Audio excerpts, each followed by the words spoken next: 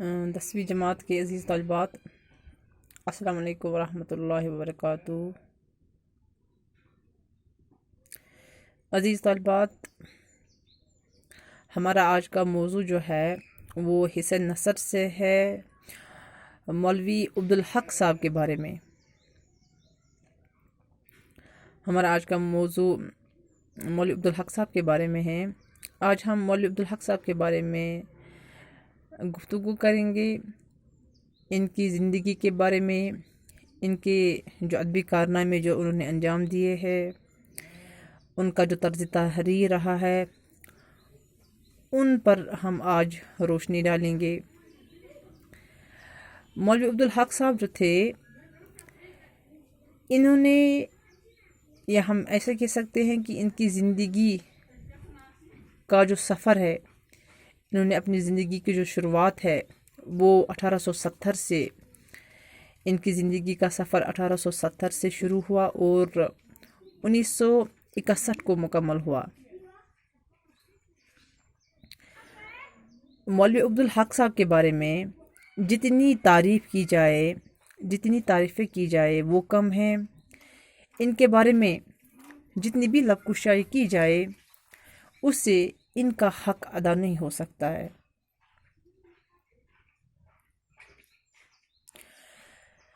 मौलवी अब्दुल हक जो थे, ये बाबाए उर्दू के नाम से जाने जाते हैं। इनका खिताब जो है वो बाबाए उर्दू के लक़ब से है। इसी नाम से उनको बहुत सारे रहनुमा जानते हैं, इसी नाम से मशहूर भी हुए। ये वो हस्ती है, ये उन हस्तियों में से एक हस्ती हैं जिन्होंने अपनी पूरी ज़िंदगी उर्दू ज़ुबान की खिदमत में वक़्फ़ कर दी। मौलवी अब्दुल हक साहब जो थे वो 20 अगस्त को 1870 ईस्वी को कस्बा हापुड़ के करीब सरावा में पैदा हुए। बचपन से ही पढ़ने का और इल्म हासिल करने का शौक़ था। इनको बचपन से ही बहुत ही पढ़ने का, इनकी तालीम हासिल करने का बेहद शौक़ था। 1894 ईस्वी में अलीगढ़ मुस्लिम यूनिवर्सिटी से बीए का इम्तिहान इन्होंने पास किया। यानी कि इन्होंने अलीगढ़ यूनिवर्सिटी से बीए का इम्तिहान 1894 ईस्वी को पास किया और इसके बाद पंजाब और हैदराबाद में ये मुख्तलिफ ओहदों पर फाइज रहे। मौलवी अब्दुल हक साहब जो थे, अलीगढ़ मुस्लिम यूनिवर्सिटी से बीए का इम्तिहान पास करने के बाद हैदराबाद और पंजाब में मुख्तलिफ ओहदों पर फाइज रहे। उस्मानिया कॉलेज से, यानी कि उस्मानिया कॉलेज जो औरंगाबाद में बतौर प्रिंसिपल उन्होंने काम किया। फिर उस्मानिया जो यूनिवर्सिटी है हैदराबाद में, वहाँ पर ये उर्दू के प्रोफेसर हुए।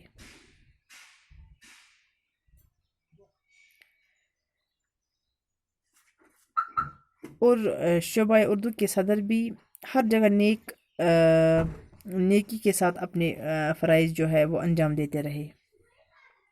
उन्होंने अपने फ़राइज़ जो है वो खुश असलूबी के साथ हर जगह उन्होंने अच्छे अंजाम से फ़राइज़ अदा किए। अंजुमन तरक्की उर्दू के सेक्रेटरी भी मुकर्रर हुए हैं और ज़िंदगी भर इस इदारे से तरक्की और कामयाबी के लिए जी जान से कोशिश करते रहे।